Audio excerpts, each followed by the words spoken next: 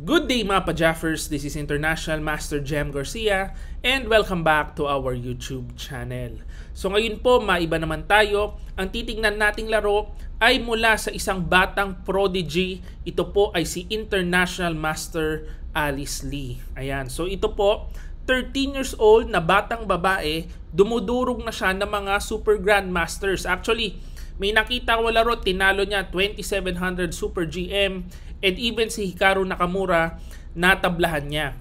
Ayan, so ito pong laro na pili ko ay mula sa World Women's Team Championship kasi sobrang ganda talaga nung nung game, kaya ito yung napili kong i-analyze. So ayan po, ito pong pagiging IM na ganito, 13 years old tas batang babae, talagang napaka-rare po niyan. Actually, ang alam ko, tatlo lang silang kasabayan niya pa, si Judith Polgar pa, ayan, na 13 years old na batang babae na naging IM. Ayan, so kahit po sa Pilipinas, wala pa pong babae na full-fledged international master kasi mahirap po talagang kunin yan. Kung makikita nyo po yung rating ni IM Alice Lee, 2388, talagang bigatin. And siya po ang board number 1 ng Team USA dito sa World Women's Team Championship. So, tingnan po natin itong napili kong laro and hopefully magustuhan nyo po. Ayan. So, punta tayo sa ating game. White si Alice Lee and black si GM Kotenashvili. Ayan. So, ito po nag-start with Knight F3. So, umpisa pa lang talagang nagustuhan ko na kasi Knight F3. Ready opening po ang pili dito ni IM Alice Lee. D5, although na-transpose sa mainline na Queen's Gambit, declined. Ayan. So, E6, Knight C3, Knight BD7, and then C takes D5, capture, and Queen C2. So, parang Queen's Gambit, decline, exchange variation. Actually, ito po, favorite opening ko rin. Ayan. So, Bishop B4, Bishop G5, H6, Bishop H4. Ito medyo kakaiba ang pag-handle ni Kotenashvili dito. Kasi binasag niya kagad, no? G5 kagad, Bishop G3, and then Knight E4. Although ito po, sa aking pagkakaalam, linya pa rin ito. Meron pa rin tumitira ng ganito sa Queen's Gambit, decline, exchange variation. Ayan. So, nag-Knight D2, talagang makunat. Kumapture sa G3, pinaalis yung Knight, no? So, capture sa G3, capture, and then Knight B6. Ayan. So, meron ng open file dito ang white. Merong weakness sa H6 na pwedeng atakihin mamaya.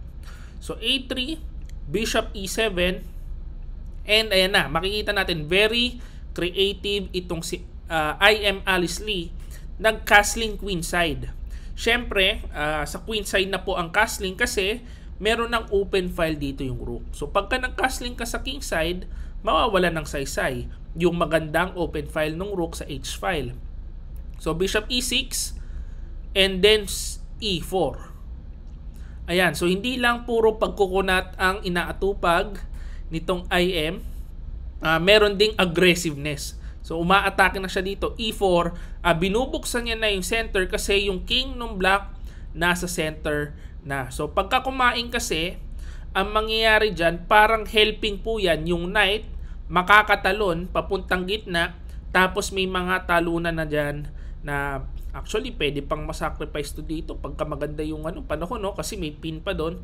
Tapos, malamang yan, ang next niyan, mag-D5. Tingnan natin. Pagka Queen D7, ay game over agad. Knight C5, tagpas.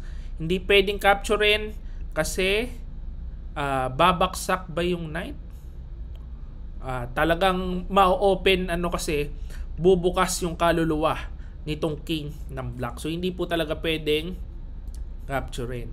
Ayan, so nag C6 lang, pero ngayon pinasolid yung D5 kaso meron namang E5. At pagka E5 medyo naiipit na po ang itim. So, Queen D7, Bishop D3, castling queenside, and ayan na ang idea. F4, talagang iipitin papuntang F5. So, capture, Bishop G4, Rook D1, ganun pa rin ang idea niya, no? iipitin talaga yan. F5 tas F6 parating na. So king B8, knight B3. Grabe, pa-solid lang muna. Hindi pala pwede muna mag F5. Baka kasi lumabas dito yung bishop, mapin yung knight, ano? Kaya kitang-kita ni Alice Lee, knight B3 lang muna. Ayan. Pa-solid lang. So H5, knight D1. Question mark, pero po ang idea niyan, mag knight E3 para kontrolado yung F5. Pagka push ng pawn, parang nagabayan na nung mga pyesa. So ito kinain, mali. So queen takes D1, H4, and dumating na yung F5 sa wakas.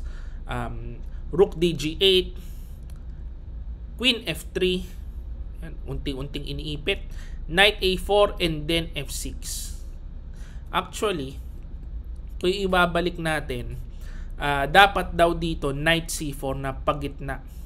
Kasi medyo pumunta sa gilid nawalan ng magandang square doon sa gilid. So dapat ang pyesa talaga papuntang gitna. So knight A4, F6, bishop F8, bishop F5, unti-unti na pong naiipit, queen D8, rook H3 with the idea of battery, or pwede rin minsan papunta yung queen side.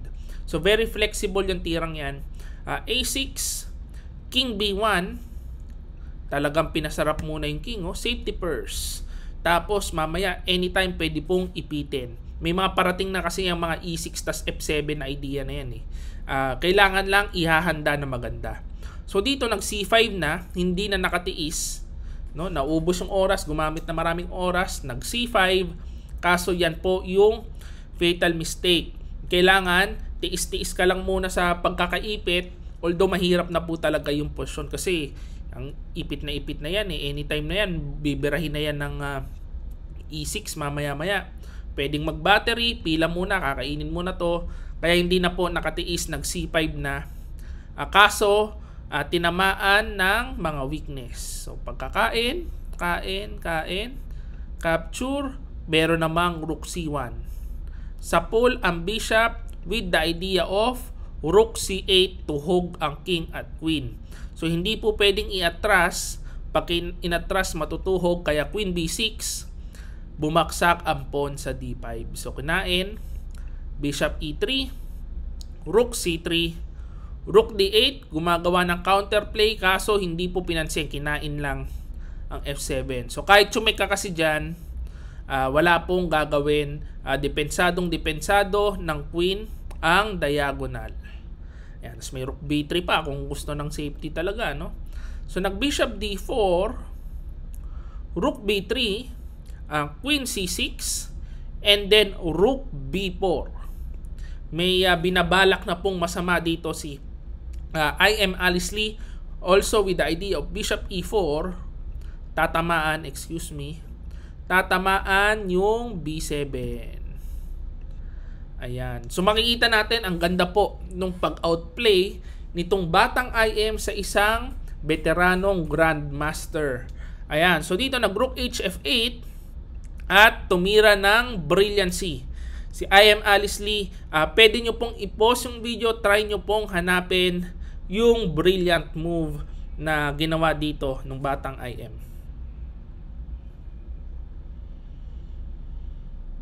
Ayan, so ang brilliant move ni IM Alice Lee is kinain ito. So hindi po pinansin ang atake sa queen. Kinain lang dito. Of course, hindi pwedeng capturein. Mabibitin yung rook. Pag kinain ng queen, at yan po ang nangyari, merong check. King A7 forced. Pag dito kasi merong rook C8. So King A7 and then E6. So kalkulado, wala pong magagawa itong rook and queen sa dalawang passed pawn. So kahit halimbawa manggulo ka ng ganyan, isang check lang po yan. So pwede yang E7, tapos ipupush ng ganon, kahit sumik ka dyan, isa lang yan. Pagka ganon mo, meron kasing rook dito. Ayan yan ang sinasabi ko. Yung rook H3, pwedeng pangharang, and then mag-queen yung pawn. Ayan. So na queen C7, pero in-endgame lang ala Magnus Carlsen. So kain, and then bishop c2. Once again, wala pong check. Queen f8 and then bishop b3 ang lakas nung depensa sa pawn. So ito na lang ang kailangan. Pagka nagawa na po yan, game over na. So queen d6, king a2 safety first, a5, rook d3, hindi pwedeng kainin, magquiqueen ang pawn. So queen f8 and then a4 muna, safety first. Ang lakas talaga nito, parang si Magnus Carlsen, no? Iniipit-ipit muna, a4 muna, pakabait muna, tapos rook e3, parating na rook e8. So b5, rook d7, king b6, and then rook e7 with the idea of rook e8. So capture, bishop e6, h3, kinain lang. So queen h6, rook e8, and then pagka a3, f8 equals queen. Dito po resign yung Grandmaster. So ang ganda nung larong yon, parang may halong sacrifice, merong halong endgame mastery, parang Magnus Carlsen, lahat na halo-halo. Talagang malakas po itong batang IM. So pagka nakakita ko ng ganyan, minsan medyo nakaka-demoralize eh. Kasi bata pa lang, IM na, definitely malapit na po yan, konting taon na lang mag-GGM na yan. So paano kaya nila nagagawa yun? Parang andali sa kanila yung mag-chess, no? Parang si Pragi, andali, 18 years old, inuubos. Sila Caruana, ubos. Sila Hikaru, ubos. Ito, batang IM, mag-GGM na to very soon. Inuubos, in-outplay po itong Grandmaster na parang napakasimple. Pero yan po ay mahirap talaga, no? Actually, ako po, kung tumatalo ng GM, siguro sa buong chess career ko, meron lang mga around 15 na Grandmasters ako natalo. Baka mataas na nga yun eh. Kasi napakahirap po talagang tumalo ng Grandmaster. Kaya nga sila Grandmaster, mahirap po silang talunin. So ayan po ang ating game for the day. Hopefully na-enjoy nyo po ito. At ang ganda po talaga nung pagkapanalo niya dito. Kung na-enjoy nyo, please like this video and subscribe to our YouTube channel. This is International Master Jem Garcia. See you again next video. Bye-bye.